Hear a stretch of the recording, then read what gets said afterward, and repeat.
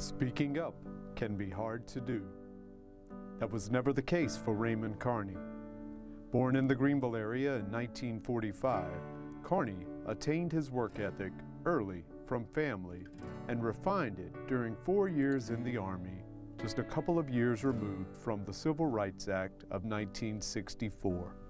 When he returned to Greenville in 1970, Carney was seeking a job and landed with the Greenville Fire Rescue Department, where he would pave the way for a diverse, inclusive workforce that exists today. I came here to be the very best that I could be.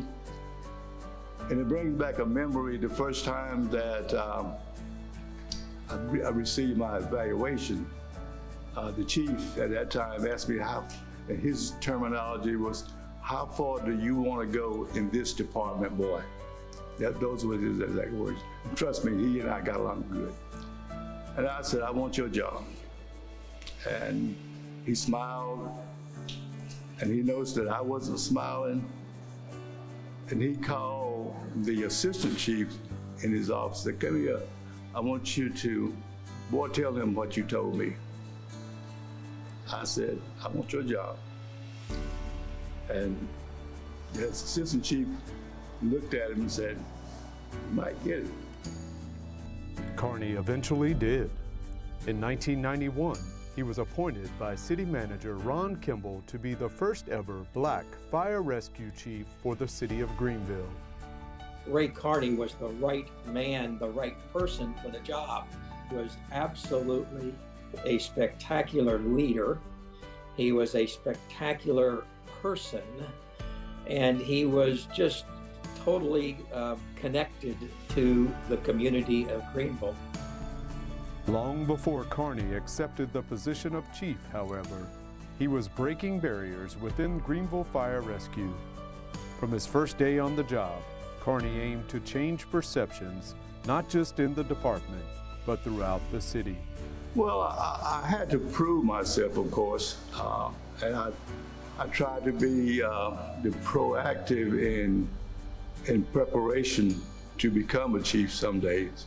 So from the day I was hired, I looked at the department and I looked at the city, and I could see that the city needed change. My goal was to change the department's opinion of blacks.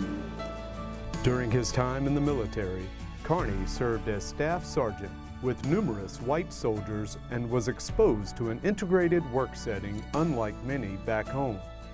Therefore, it didn't take long for him to recognize some of the areas where Greenville's Fire Rescue Department was falling short.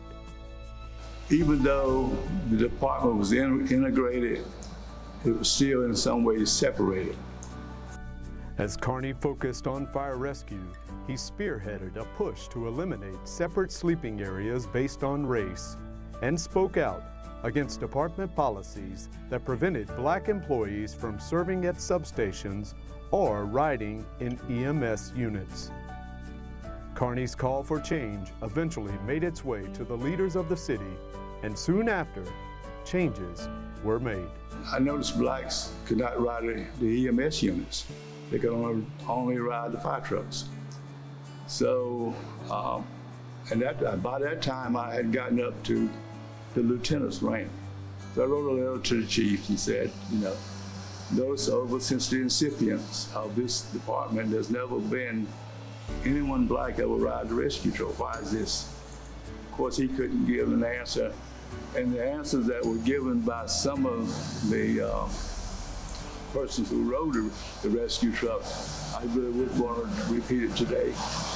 That became an issue, and it got as far as the mayor and the city manager and the city council actually got involved, and of course that was changed. As you see today is when you see a rescue truck ride by, you may see two blacks on it. You don't even take a second look. The efforts of Chief Carney were not always welcome.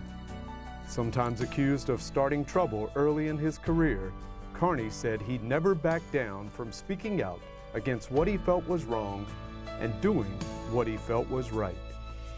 Whenever you see anything that's right, you commend folks for it.